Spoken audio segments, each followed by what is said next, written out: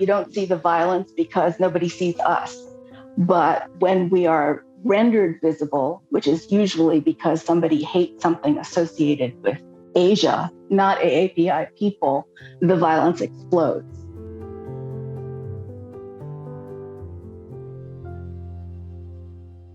Hey everyone, welcome to Unmuted. I'm your host, Brittany Jones-Cooper, and in this episode, I'm joined by Gwendolyn Mink. The feminist policy scholar works to continue the groundbreaking legacy of her mother, Congresswoman Patsy Mink. I suppose the purpose of my bill is really to free the human spirit, to make it possible for everyone to achieve according to their talents and wishes. She was the first woman of color and the first Asian American woman elected to Congress.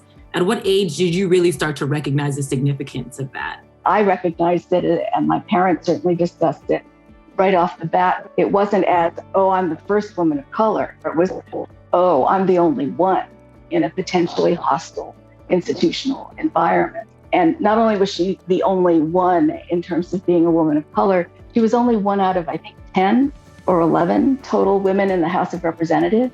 Not a very welcoming kind of political climate to take on humongous jobs of fighting for more women to come in from behind you, more people of color to come in from the door you just opened.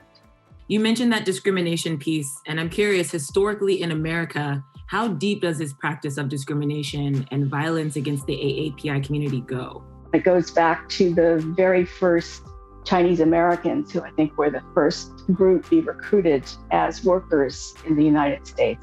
You had political mobilizations of whole political parties in California to exterminate or expel all Asians in California, which was where the largest population was. It's embedded, it's there. What is somewhat heartening is that people are sufficiently empowered that they are talking about it, but they're not talking about something new. They're talking about something that we've all experienced for a very long time. So there is this movement to stop Asian hate. In your work, is there anything you're doing to help push those conversations to kind of help this change? I have just finished a political biography of my mother.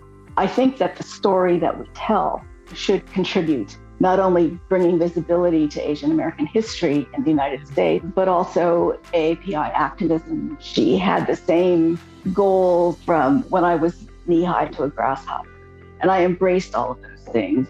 We all need to be able to withstand defeats and continue the struggle, which is kind of the story of my mother's life in politics.